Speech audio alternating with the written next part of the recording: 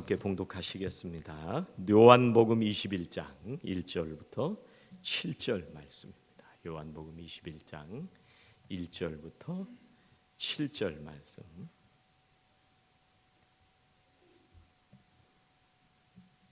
함께 봉독하시겠습니다. 그 후에 예수께서 디베랴 호수에서 또 제자들에게 자기를 나타내셨으니 나타내신 일은 이러하니라.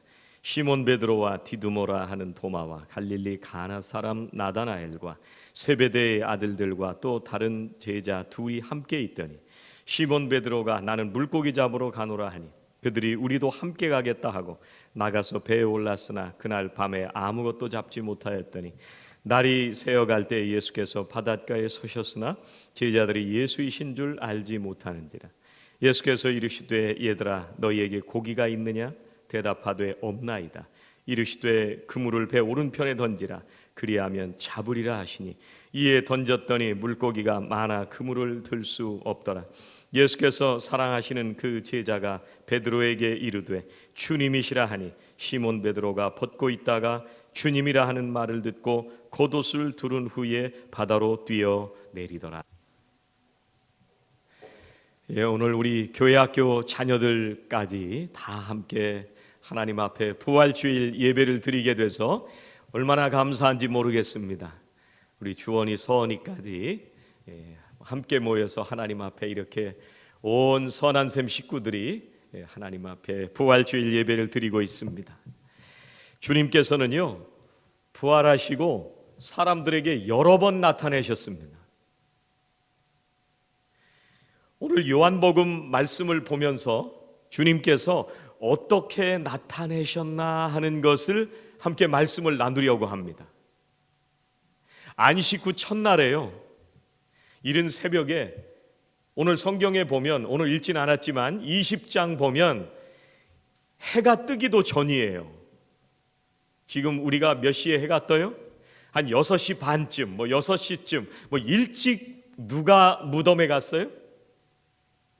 마리아가 무덤에 갔습니다. 근데 예수님이 있었어요? 없었어요? 없었어요. 그래가지고 깜짝 놀라가지고 제자들한테 와서 얘기를 했습니다. 예수님이 없어졌습니다.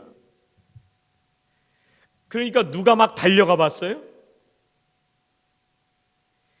예수님이 사랑하시던 제자와 베드로, 그걸 다른 성경에 보면 요한과 베드로가 무덤으로 뛰어간 거예요. 이렇게 베드로와 요한이 뛰어갔을 때 예수님을 볼 수 있었을까요? 없었을까요? 없었어요. 못 봤어요. 그리고 나서 베드로와 요한은 내려갔는데 마리아는 아마 무덤에 있었던 것 같아요. 마리아가 울고 있는데 무덤 안을 들여다보니까 예수님이 누우셨던 머리 쪽과 예수님이 누우셨던 발 쪽에 천사 둘이 나타나서 마리아에게 얘기를 걸기 시작했습니다. 예수님 시신이 없어져서 이렇게 슬퍼하고 있습니다. 그리고 딱 돌아보니까 누가 있어요? 그리고 뒤를 돌아보니까 누가 있었어요? 여러 성경을 다 보시는 바람에 이게 헷갈려서 그러시죠. 요한복음에 보면 예수님이 뒤에 서 계셨던 거예요. 그런데 마리아가 예수님인 줄 알았어요? 몰랐어요? 처음엔 몰랐어요. 누군 줄 알았어요? 동산지기인 줄 알았던 거예요. 그래가지고 그 뒤에 서 있는 사람한테 예수님 시신을 옮겼으면 나한테 좀 주십시오 그렇게 얘기를 합니다. 그랬더니 예수님이 마리아야 그렇게 말씀하셔요. 그랬더니 마리아가 뭐라고 얘기를 했어요? 이 나라 말로 뭐라고 얘기를 했어요? 라보니요, 라보니요 이렇게 얘기를 했습니다. 이게 무슨 말이냐면 마리아가 예수님을 존경해서 honor, respect해서 부를 때 라보니요 이렇게 부르는 겁니다. 그때 예수님이 부활하셨다는 걸 알게 된 거예요. 그래가지고 그날 저녁에 마리아가 무덤에서 예수님을 본 바로 그날 저녁에 제자들이 다 모여 있는데 예수님이 나타나셨습니다. 그래서 예수님이 들어오시자마자 평안하라 그렇게 축복하십니다.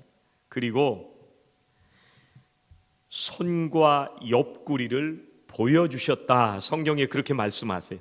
그러니까 이 제자들이 예수님을 보고 정말 기뻐합니다.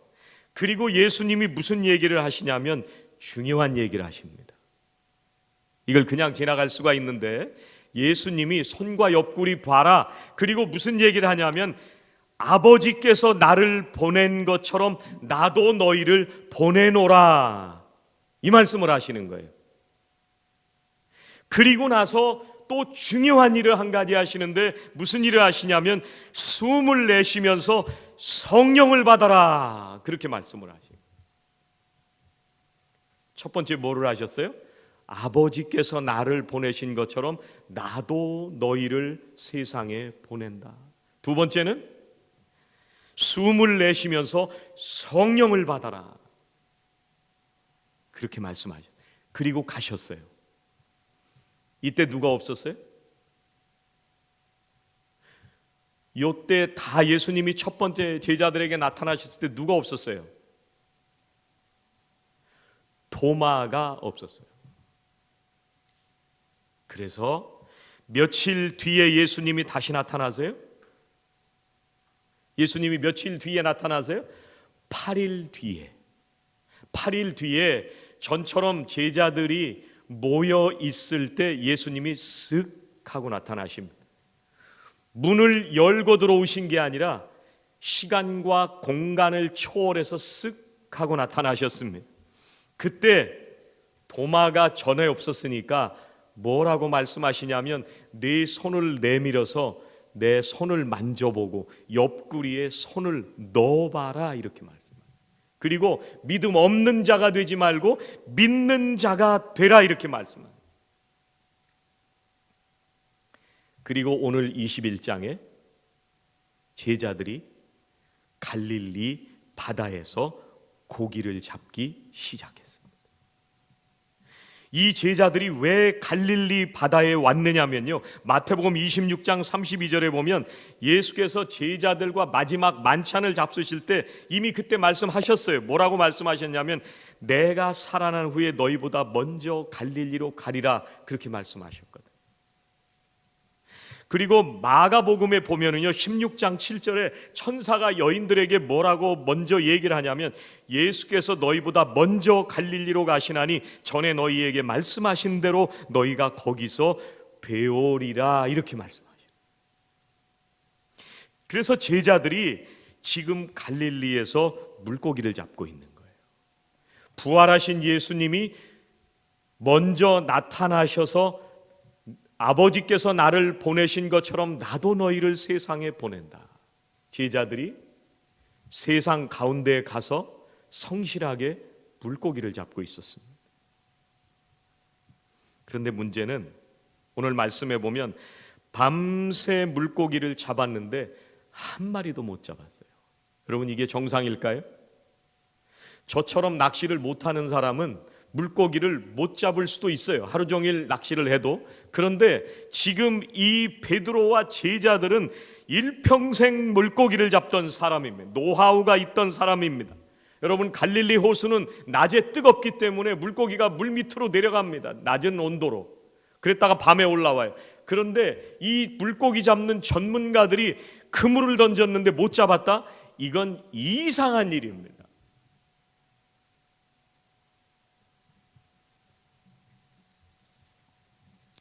일상적이지 않은 일이 일어난 거예요. 아무것도 잡지 못했다.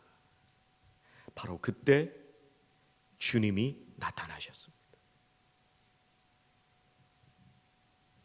자기들 실력으로는, 자기들 능력으로는, 자기들의 노하우와 기술 가지고는 분명히 물고기를 잡았어도 조금이라도 잡았어야 되는데 한 마리도 못 잡아요. 물고기 잡는 일에 실패하고 있었던 제자들에게 부활하신 주님이 나타나셨습니다.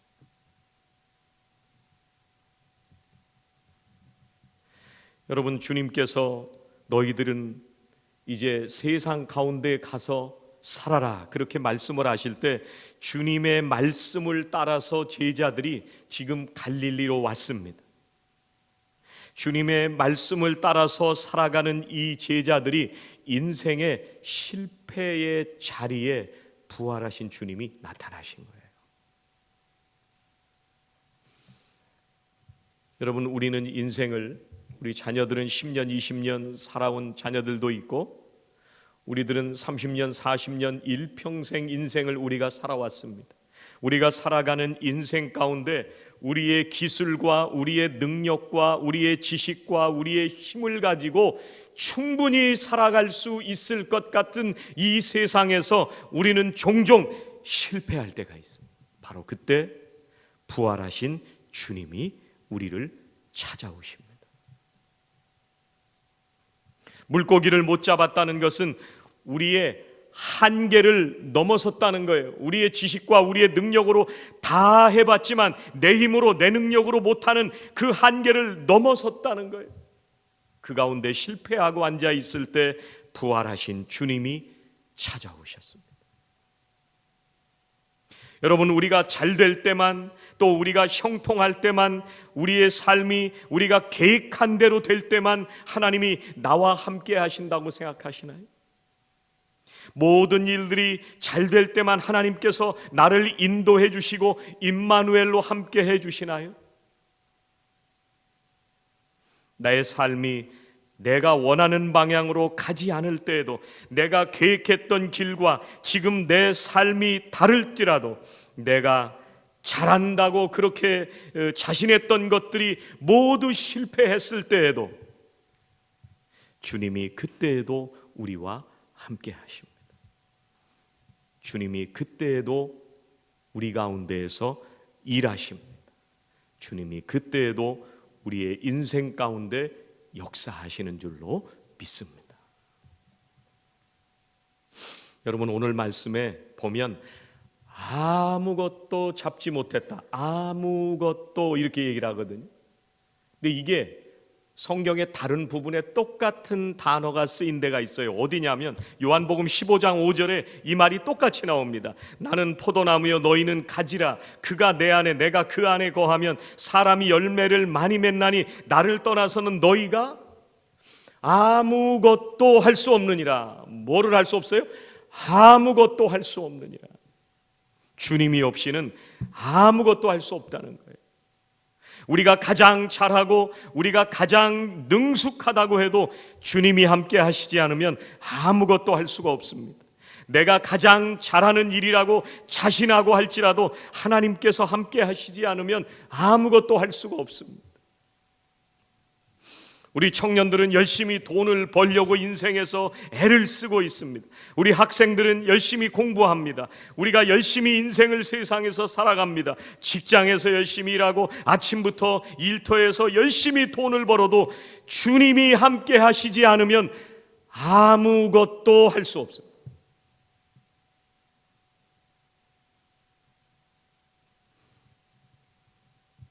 예수님이 뭐라고 하세요? 오른편에 그물을 던져라. 주님이 말씀하실 때 제자들이 주님의 말씀을 따라서 오른편에 그물을 던졌습니다. 이제는 주님의 말씀을 듣고 순종하기 시작했다는 얘기입니다.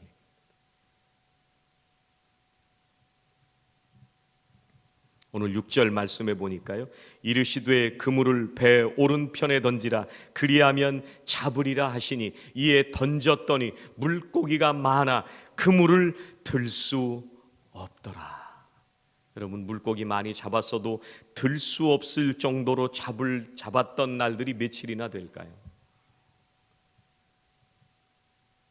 제자들이 자기들의 온 지식과 힘을 다해서 총동원해서 물고기를 잡았어도 물고기를 잡은 그 그물을 들 수 없을 정도로 잡았던 적이 몇 번이나 될까요? 어떤 때는 3분의 1밖에 못 잡았을 때도 있고요, 몇 마리밖에 못 잡았을 때도 있고요, 배를 다 채우지 못했을 때가 훨씬 많을 것입니다. 그런데 부활하신 주님의 말씀을 따라서 순종했더니 주님은 제자들에게 최고의 것을 주셨다는 거예요. 더 이상 잡을 수 없는 가장 최고의 선물을 제자들에게 주셨다는 것입니다.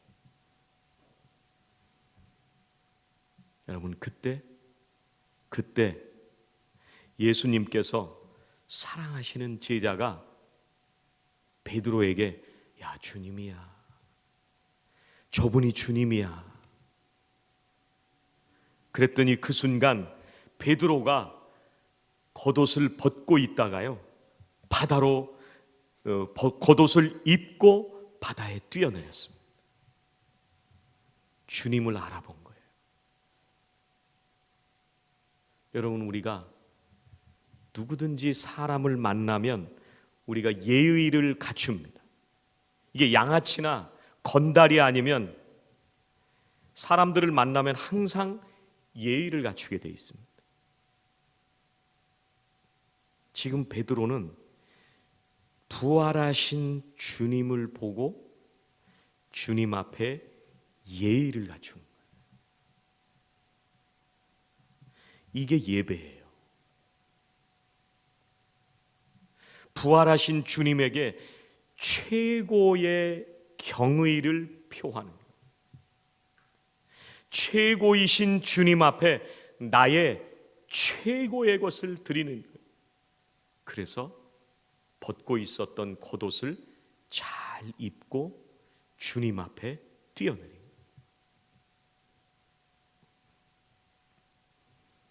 주님이 함께 하시는 줄을 몰랐던 제자들은요, 주님께서 만나시겠다고 하는 그 갈릴리에 먼저 가서 있다가 부활하신 주님을 만났습니다. 주님이 제자들에게 나타내신 것입니다. 제자들은 이제 혼자가 아닙니다. 부활하신 주님이 함께 하신다는 것을 분명히 확신하게 되었습니다. 주님께서 부활하셨습니다. 주님께서 제자들을 먼저 보내시고 성령을 부어주신 것처럼 주님께서는 우리를 이 세상 가운데 보내시고 우리들에게 성령을 부어주십니다. 이제 우리들이 살아가는 이 세상 가운데에서 주님이 찾아오시고 주님이 우리에게 나타내시고 우리에게 최고의 것을 주시기 원하십니다. 부활하셔서 살아계신 이 좋으신 주님과 함께 매일매일 부활의 삶을 살아가시기를 주의 이름으로 축원합니다. 기도하시겠습니다. 주님, 감사합니다. 사망의 권세 깨뜨리시고 우리에게 생명의 소망을 주시는 주님께 감사합니다. 우리가 살아가는 모든 시간 속에 우리를 인도하시는 살아계신 주님과 함께 살게 하여 주시옵소서. 우리에게 가장 좋은 것을 주시는 주님을 모시고 살아가는 우리들 모두가 되게 하여 주시옵소서. 살아계셔서 지금도 우리를 인도하시는 우리 구주 예수 그리스도의 이름으로 기도하옵나이다. 아멘.